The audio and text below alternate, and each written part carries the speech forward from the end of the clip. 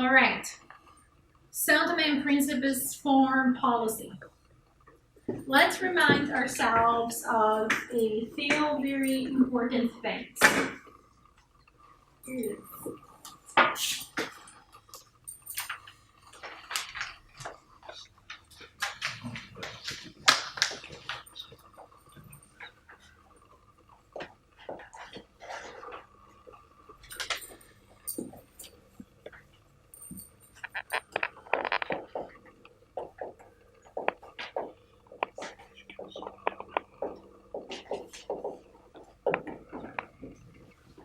We are the second smallest country in the world in terms of population, right?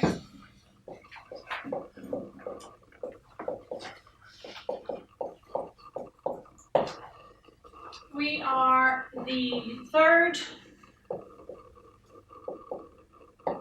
smallest economy in the world. We have the third smallest absolute GDP in the world. GDP per capita, not as bad. Remember, middle income country. Absolute GDP, third smallest. But besides that, there is another factor that will really affect our foreign policy, which is 90% of our national budget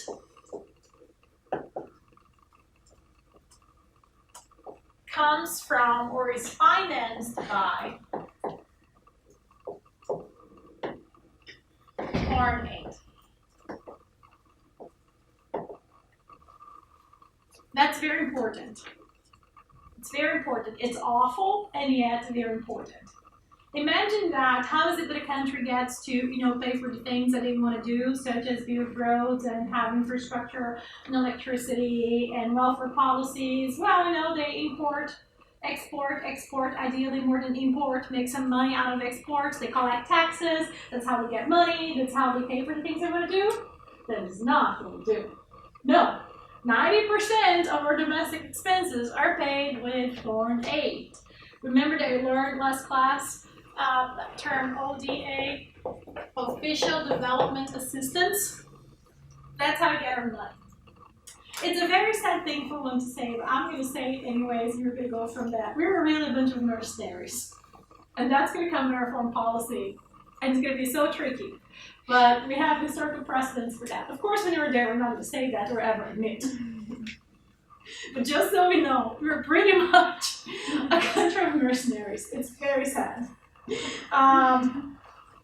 Let's go back a little bit to the history that we talked about last class, right? So we become independent from Portugal in 1975, right? And which is the type of government that we had in the beginning? A single party socialist government, right? So socialist, and usually, as usually happens with not all, but the vast majority of socialist economies, our economy went down, really bad, right? So we have very, very bad economic performance. Our GDP drops. Remember that part of the discussion as we turned all the plantations into public property. They were grossly mismanaged. Our exports decline. We go in a very bad economic downturn after independence. Well, in our movement of independence, we had, remember, so it's a socialist economy. That's because in our transition towards independence, socialist countries supported us in that effort. Specifically, at that time, China. Keep this in mind, it's going to become tricky as well. But China, and here it was the Republic of China. Now, you need to know a distinction. Stan should know that. There is a distinction between the Republic of China and there's a distinction between the People's Republic of China. Have you heard that before? Right? When we're talking about the People's Republic of China, we're talking about China. I'm so like Trump. China. When you're talking about get over it. When you're talking about the Republic of China, you're really talking about Taiwan. Because before, well, in the early 1940s, Second World War, we had one China, and then we have a civil war. And in the outcome of the civil war, the government, the existing government of China, loses the civil war. Oh my gosh. Who's calling from California? I don't know, but tell this person that they're going to get yelled by me if they don't stop calling. They're not going to like it. Yes. Hello, person. Why are you disrupting my class? Close bracket. Right, so what happened is the government, the incumbent government, loses the civil war, flies away, moves to Taiwan. The communists win the civil war, and the communists conquer the whole territory of China militarily. So the communists are now China, but the former incumbent government of China, that was not communist, is now in Taiwan. Well, the Republic of China, it's that former incumbent government. The communists become the People's, the People's Republic of China. It's so tricky because when those things are happening, the Second World War is finishing. Right after the Second World War, there is this very important international institution that emerges in order to establish international peace, which is called the UN.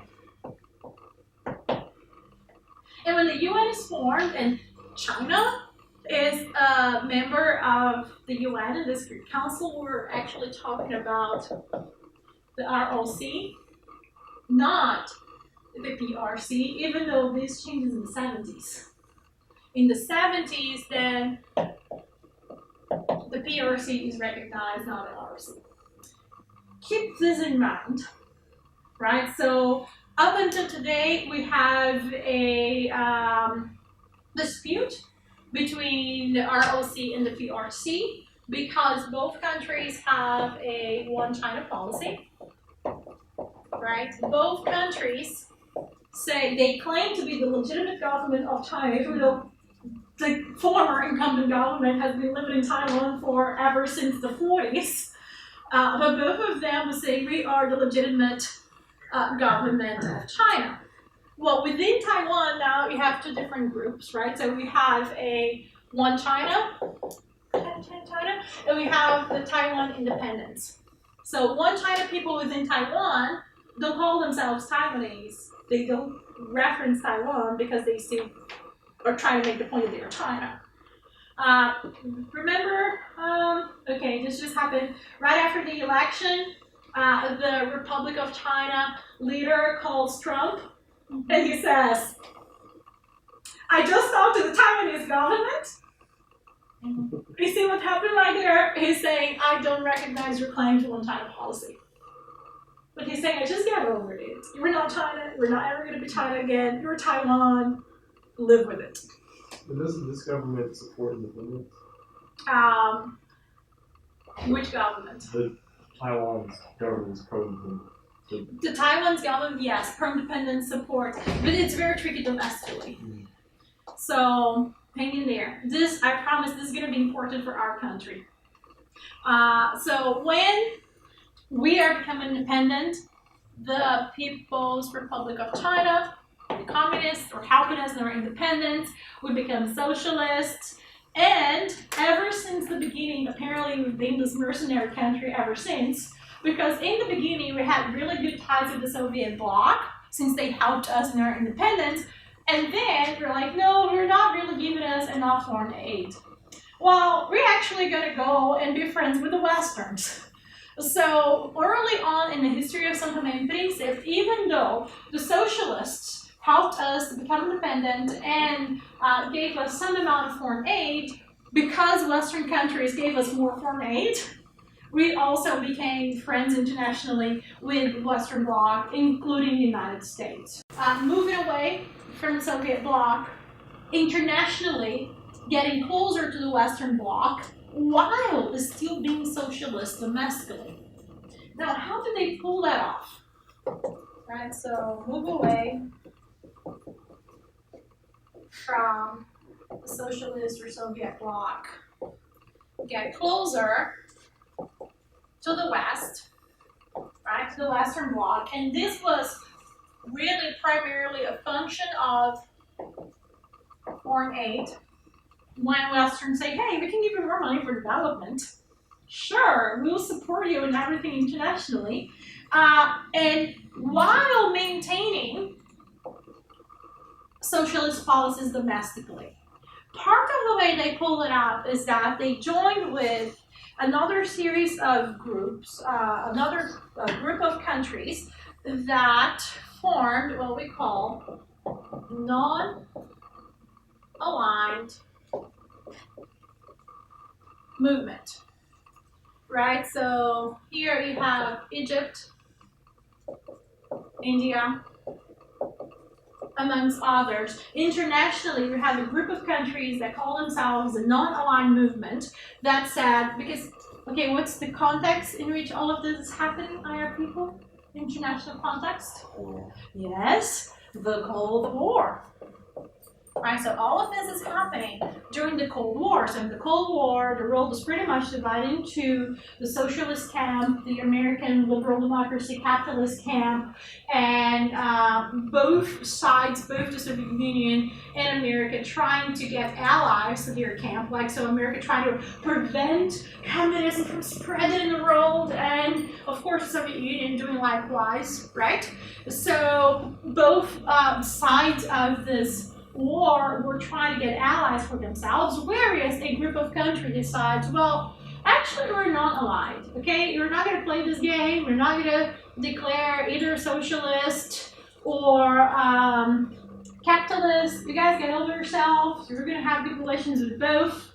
So that's the non-aligned movement. And São Tomé and Príncipe then is part of this movement that does not, it refuses to align itself in terms of the military alliances, right? Either the Soviet alliance or the American liberal capitalist alliance, right? So Egypt, for example, played that marvelously by getting, again, aid money from both the Soviet Union and the United States at the same time, and that's how they got to do things in their country, and we try to pull the same trick. Right, so we're saying, sure, well, we still want to keep our socialist policies domestically, but hey, if you want to give us money, you know, official development assistance, if you want to give us foreign aid, sure, we can side with you on political issues internationally, that's fine. I really feel like a mercenary now. No principles, all money. You know that we will not ever acknowledge that, even though it might be very tricky. But with that being said, money, and especially foreign aid, will play a large role in with whom we align in terms of our international alliances, in terms of supporting countries we support and countries we naturally side with. Pretty much countries who give us money and say, sure, we're going to vote with you in the UN. Bless our hearts. Now, so that is number one. Number two, we also have very good relations with African countries, right? Especially Gabon, former French colony, for obvious reasons, was like right at the side, like a few minutes, they are all over us. So we kind of like very good relations. Nigeria, especially because of oil interests. Like recently in the early 2000s, like getting to 2010, early 2010s, there were reports that there could have been oil. And yeah, Zane is nodding because she read that in her paper, perhaps. Yeah, so that there could have been oil in São Tomé and Príncipe. And they were expecting that the economy would boom because you're going to find all this oil and you're going to become so rich, and actually didn't find anything, and it was very sad. And the one field that they thought they might have found something, Nigeria made a dispute saying that, oh, actually this is ours. And so that became a dispute over that specific maritime territory. And the way we solved this is that we agreed to share that area of exploration with them. We're going to keep 40% of the profit. They're going to keep 60% of the profit. So yeah, it pays to be stronger. But Nigeria is a country that have good relations, and another important African country that have good relations is, of course, Angola, because Angola is also a former Portuguese colony, right? So, of course, we also have really good relations with Portugal. Lots of our trade is made with Portugal. We also, as I said, had good relations with the West, with America including. We happen to have good relations with India and with South Korea, right? Thus far, so good. Questions? They didn't find any oil in that field, did they? It's just very sad. Hey, you're good at boom. No. Now, let's go back to our independence history. Remember when we said that the communists, not the ROC, but the communists helped us in our independence? So we were really friends to the People's Republic of China when we became independent. And then in the mid-90s, what happened? In the mid-90s, Taiwan happened to offer us more money. So it's very sad. In the mid-90s, I think it was 97, we broke relations with the People's Republic of China and made relations with the Republic of China, which is Taiwan, because they offered us really good deals. Good deals. Good deals. Have you heard that anywhere? Or emphasize good deals? I'm just saying. You see, you're a principal mercenary. I'm just saying. With that being said, let's bracket. So it's pretty awful. We broke because the thing is, with those two countries, you cannot have relations with both of them at the same time. If you recognize that ROC is a legitimate China, that means you are denying the PRC. If you say the PRC is a legitimate China, you are denying that ROC is a legitimate China. You see where we're going? So we used to say that we had relations with the PRC and did not recognize the ROC as a legitimate China, but I think, I'm pretty sure it was 97, they give us a really nice foreign aid package, and you're like, sure, yes, I'm totally on board. So to the moment that we make relations with the ROC, of course the PRC broke off ties with us, right? So from the late 90s up until last year, we are really good friends with the Taiwanese, not really good friends with the Chinese. The Taiwanese is giving us more money. Last year, was it September?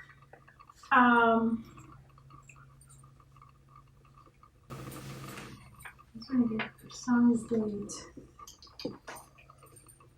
It was late some point last year, 2016.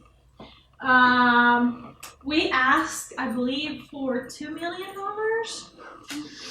Yeah, we are pretty good on asking money. 2 million or 2 billion? I have it here highlighted somewhere, and I'm gonna tell you. Populations. Oh, here it is.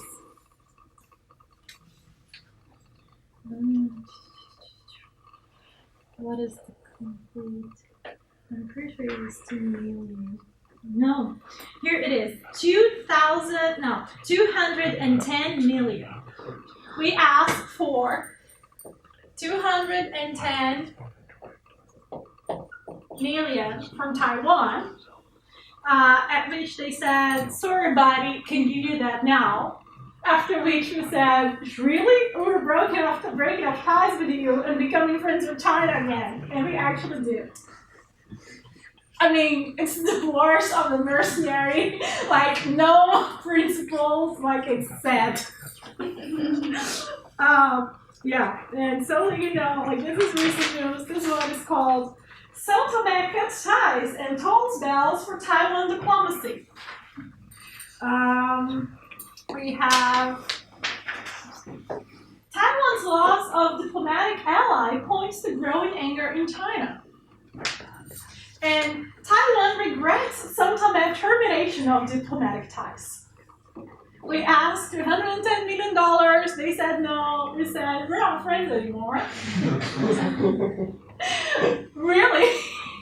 And it's so, oh my gosh, it's just so bad. Well, the thing with Taiwan, though, on our semi-defense, is that Taiwan does that all the time.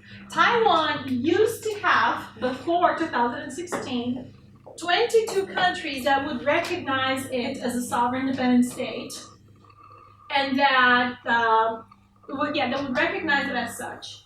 And now they are down one because they didn't give us money, so they are down to 21 countries. And Taiwan does that by giving countries foreign aid. So the vast majority of countries that recognize Taiwan as the one true China and as hence the legitimate government of sovereign independent state, it's really not that many.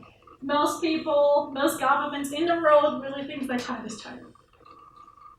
So we were one of those sold out. Oh my God, so sad. One of those sold out governments that said, sure, we're going to say they were an independent sovereign country if you give us money. So that's pretty bad. So that happened. So we had aligned with Taiwan in 1997, and we broke up with them in 2016 over $210 million. What does that teach us about our foreign policy, besides the fact that we're highly mercenaries, that our alliances are based on, of course, countries that give us foreign aid? So if you want to look, so part of what we do when we go to Money When is that we quote, remain in character. Remaining in character means faithfully representing the country that you're representing, right? So we're not supposed to make up stuff. We're not supposed, so if our country, for example, if you've been representing North Korea, we cannot say that, we cannot propose policies that are for freedom of the people. No. I mean, that's remaining. It doesn't matter how much in your heart, in your good Christian heart, we love the freedom of the people. When you are there, you're supposed to put yourself in someone else's shoes and represent their policy. Right? So for us, it doesn't matter how much in our good Christian hearts we say, oh my gosh, this is awful. Like, we are so down country, this is just bad. But in terms of when we are there, remaining in character means we will be allies with countries that historically give us money. So if you're looking for countries that you will naturally align with and form blocs, of course, former Portuguese colonies, right? So Portuguese-speaking countries, African countries in general. As of 2016, China is a goal. So that's not a problem.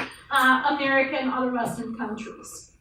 So not much principle there. We are also, what did I put here? Non-aligned movement. We are also part of the G77.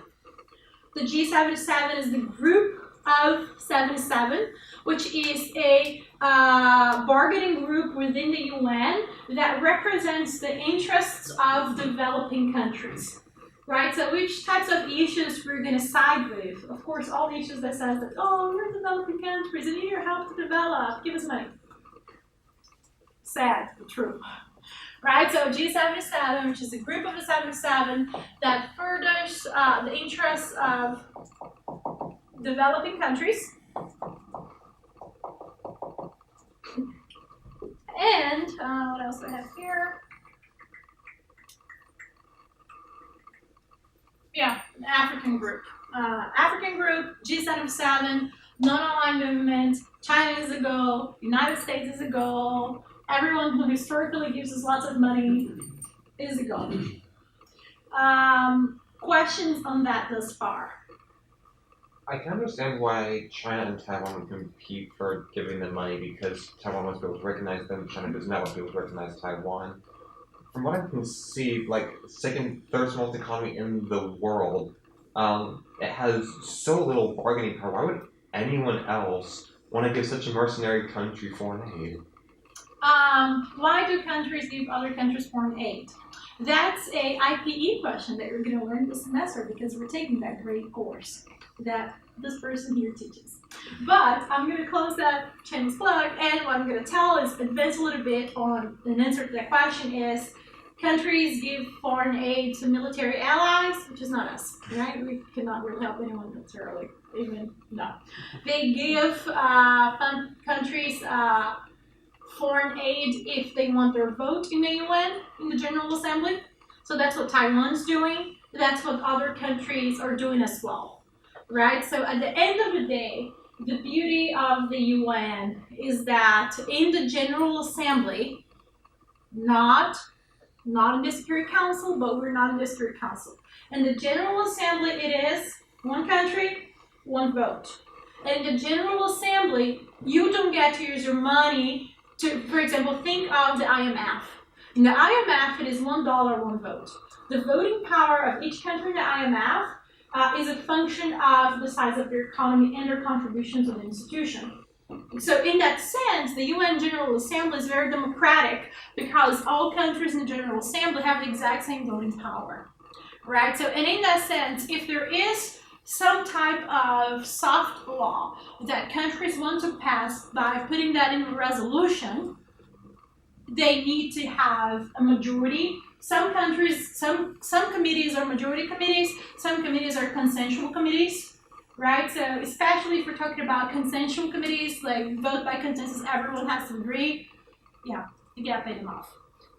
Or they're gonna use that opportunity to get paid off, right? So in that sense, in our case, like we add nothing militarily to anyone,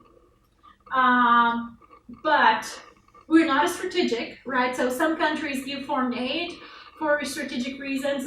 France gives a ridiculous amount of foreign aid to other Francophone countries, right? So of course, France is the leader of the Francophone world and wants to continue to do so and gives tons of foreign aid to those countries. Great Britain gives tons of foreign aid to former colonies as well. Portugal is not that wealthy, but we do matter as a vote in the UN, so that's how we get some foreign aid, even though we are zero strategic importance. So, just to clarify, STP gets most of their foreign aid by mercenarily selling their votes? Yes. Yes. So our foreign policy should be whatever is best for us monetarily. Yes. Ugh.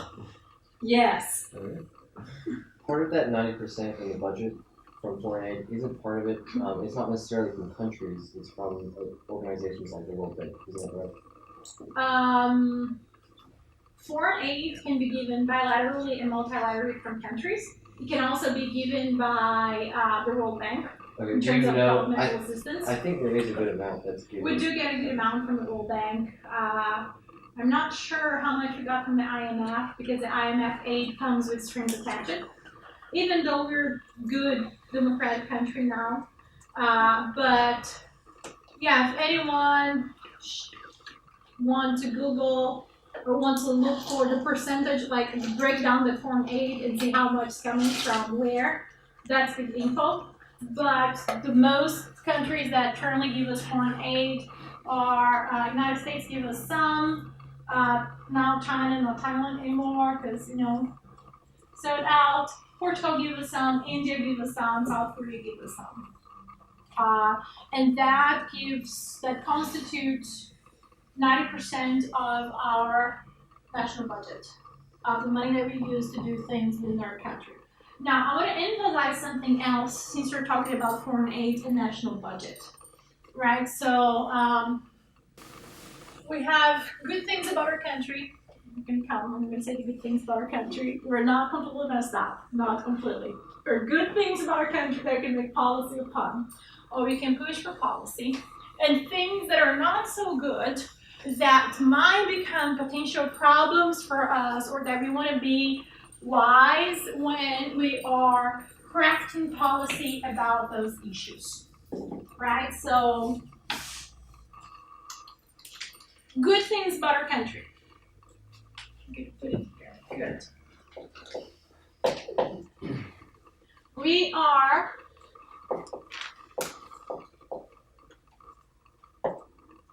ever since 1991, when we liberalize, committed to democracy. In our foreign policy, we make a explicit commitment to democracy, right? So that gives us freedom. That's why we align with the Western powers, not just because they give us money, we should give us money, but we do have a genuine commitment for democracy. Ever since we democratized, it's very tricky because we have had very turbulent domestic politics. In 22 years of democracy, we had 17 different governments. We had lots of alteration, but we never had a civil war. And somehow, with all the alteration, we always made sure to come back and reaffirm democratic principles. And I'm not sure if you saw that in some of your readings, but in some of them, what would have is the president goes out of the country to visit another country. Someone makes a coup. And then some other country helps us to get back to normal. So the coup doesn't work. So the coup becomes like a failed coup, right? So we have lots of those domestic skirmishes, but all in all, we didn't revert back to a dictatorship, which means that granted, we're not a perfect democracy, right? So it's not like we're doing everything right in terms of being a democracy, but we can affirm, in terms of our foreign policy, a commitment to democracy. And the way that looks is, sure, we're not perfect, help us to strengthen our domestic institutions, we're committed to that. And that is true. Another thing that is very good about us in our foreign policy is our commitment to, this is beautiful, Universal Declaration of Human Rights.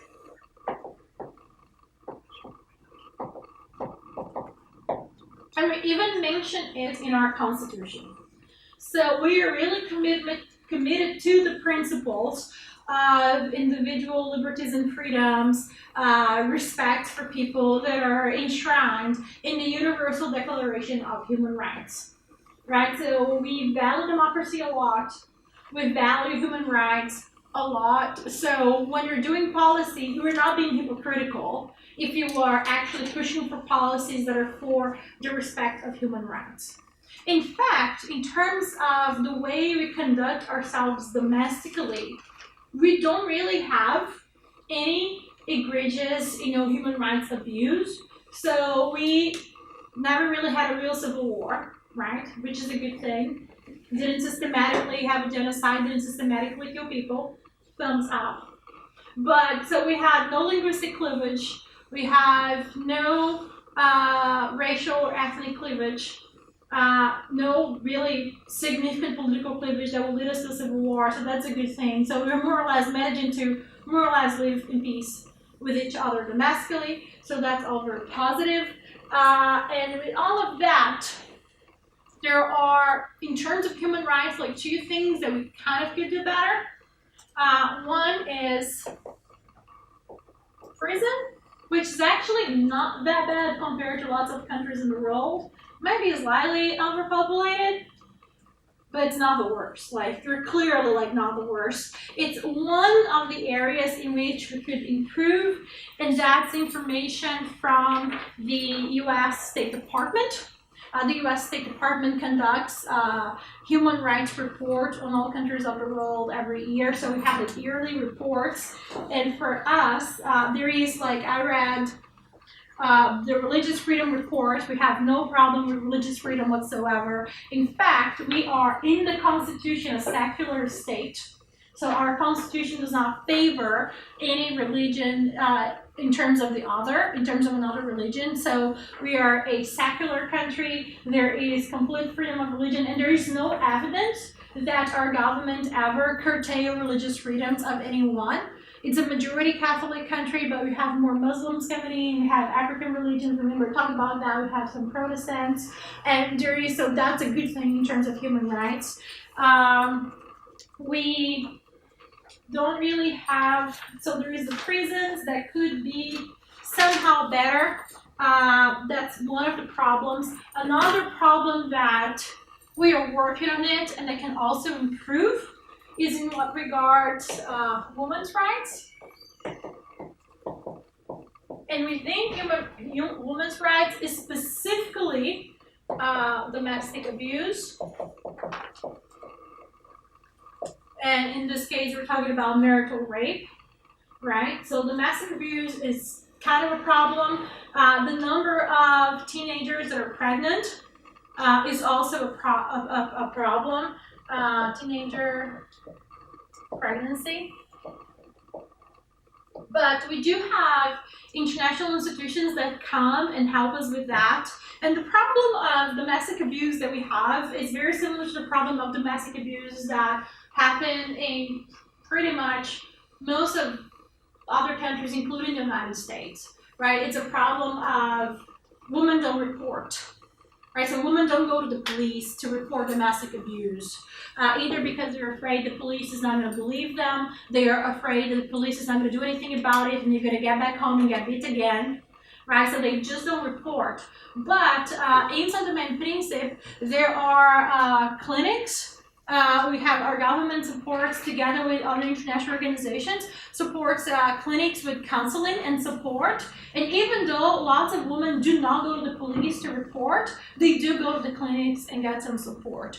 So that's one of the indicators we know that that's a problem, even though it's not reported at the police. They don't go and charge their husbands. But I think one of the good things about it is that it's something that we are offering an infrastructure to help solve the problem. So in terms of human rights, like in a bunch of series of criteria, prison, slightly not really the worst.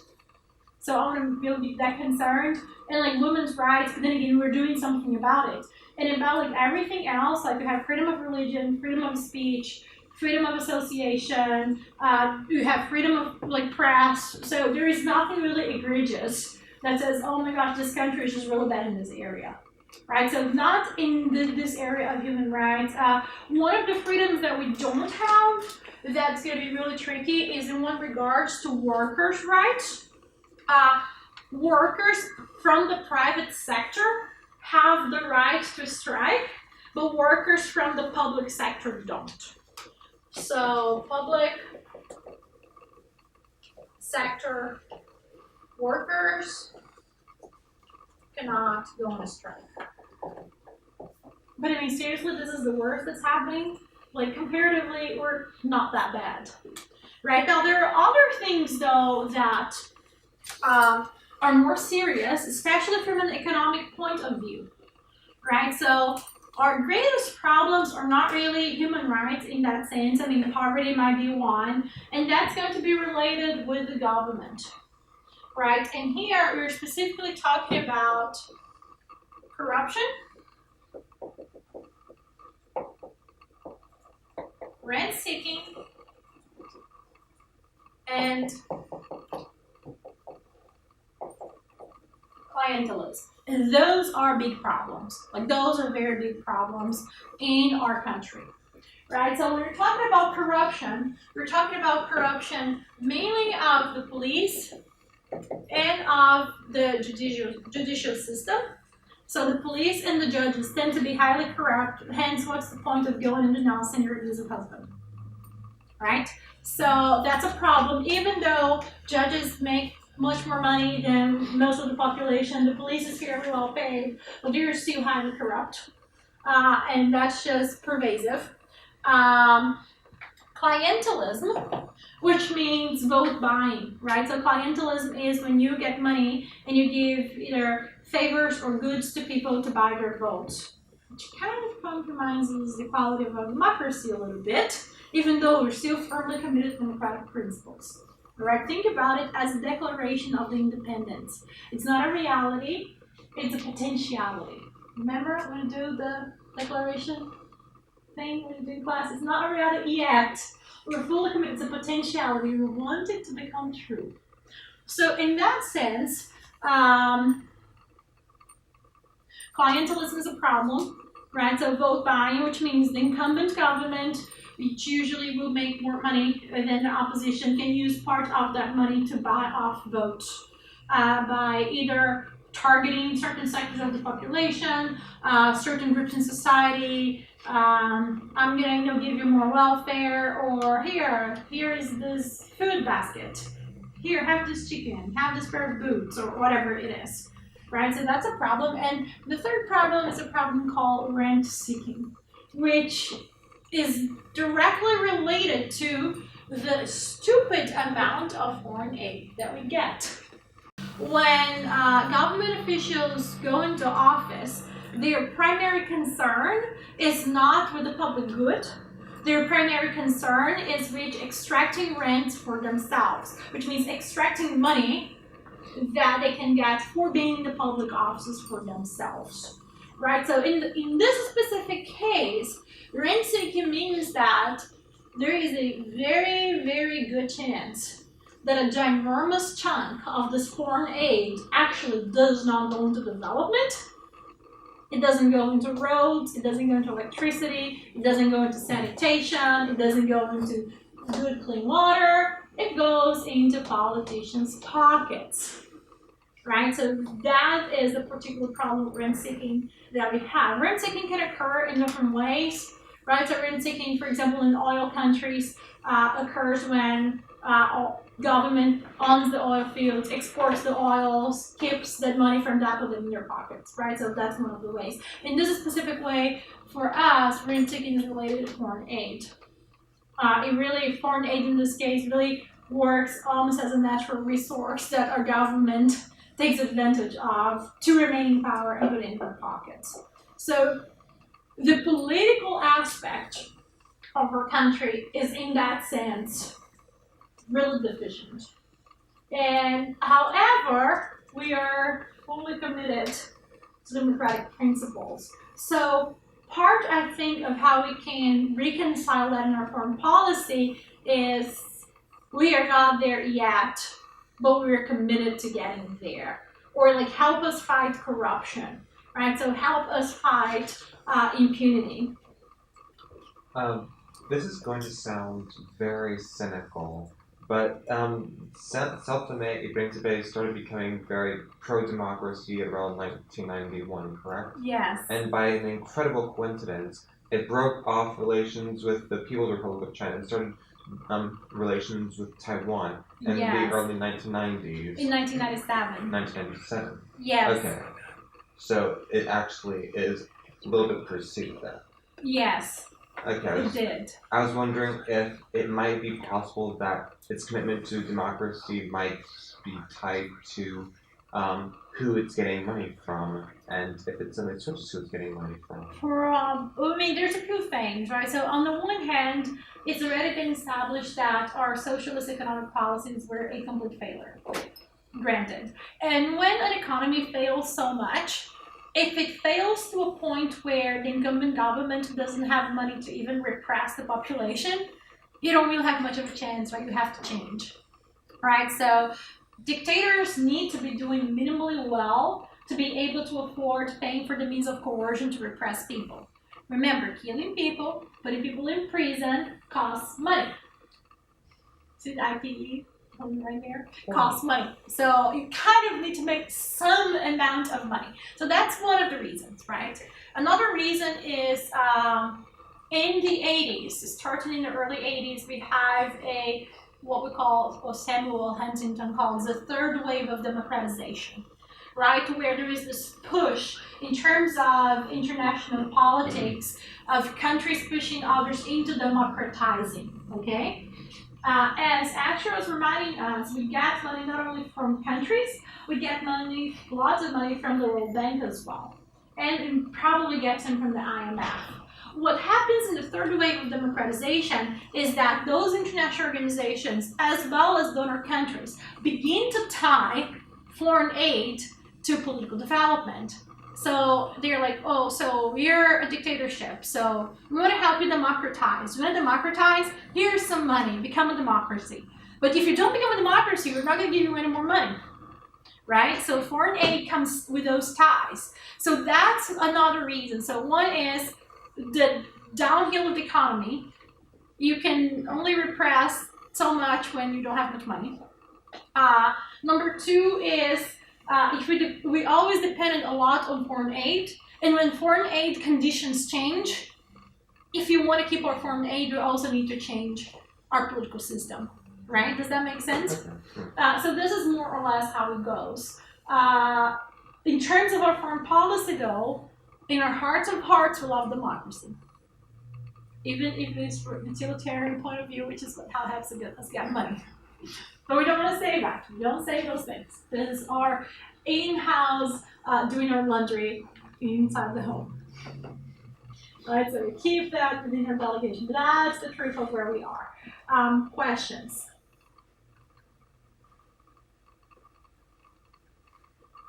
Are we almost about time? 8 minutes. All right, I want to talk to you guys briefly about the UN system in the next 5 minutes or so, because what is it that we have scheduled for next class? Is it committees? It's the UN's primary documents. Oh, okay. Yeah, so I have time next class for that. Oh no, so we're good. We're very good. No, we can do, so I'm gonna give you a little bit of a heads up on the UN system. We're gonna pick that up next class. And then we have primary documents and introduction to writing the position paper.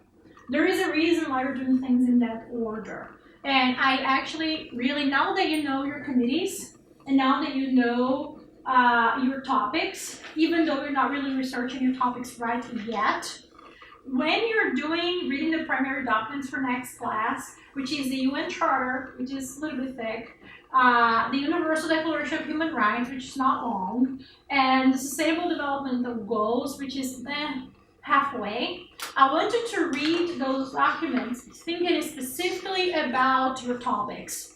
What do those documents have to say about your community topics, right? So that you don't have to go back. So what I'm saying is, don't need to memorize the whole UN Charter. You kind of want to become familiar with it, and you want to look for the UN Charter specifically about provisions that relate to or pertain to your topic. All right, because you actually want to reference that when you're writing your position paper, because that indicates like you've done the work, like you know what has been said previously about this topic that you were studying, right? So keep an eye on your 3 topics, read the documents, and if there's anything that pertains to your topics, like highlight them, mark, put little hearts, put little stars, however it makes you happy. But do those things, okay? I actually, yeah, okay, I have 5 more minutes. Okay, so in what regards to the UN system, and that is, does anyone have the delegate guide with you? You do? Yeah, so from now on, it will be very helpful if you have those documents with you. Either print them or have it on your computer. You are going to need some of them, especially when you're talking about resolution writing. You're going to need them at the conference, for sure. So we really want to become familiar with those documents. They should be in Moodle. Yeah, they should be in Moodle. And if you're not finding them in Moodle, which they should be, they're also on the website. And I think today's on that. Maybe it's short.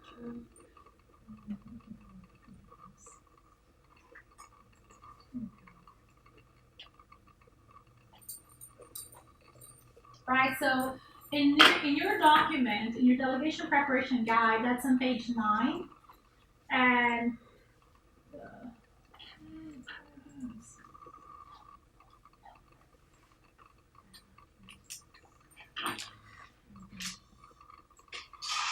this is the first diagram that I wanted to bring to your attention. And what I'm going to talk to you in the next few minutes, so in the UN system, you have different bodies, right? So one of the bodies is the General Assembly, one of the bodies is the Security Council, you have the Economic and Social Council, other primary organs, and associated with those you have specialized agencies and funding programs. People who are on GA1, GA2, and GA3 are in the General Assembly, right? People who are at UNIA or HLPF, which is about sustainable development, are in, that's a specialized agency, right? And there's going to be a little difference in what regards the type of resolution you're going to be writing. So I'm pretty sure UNIA and HLPF report, and they vary a little bit from resolutions. So we're going to go over that. But overall, except for the Security Council, what those bodies do is what we call soft law, right? So what is a resolution? A resolution is a type of soft law.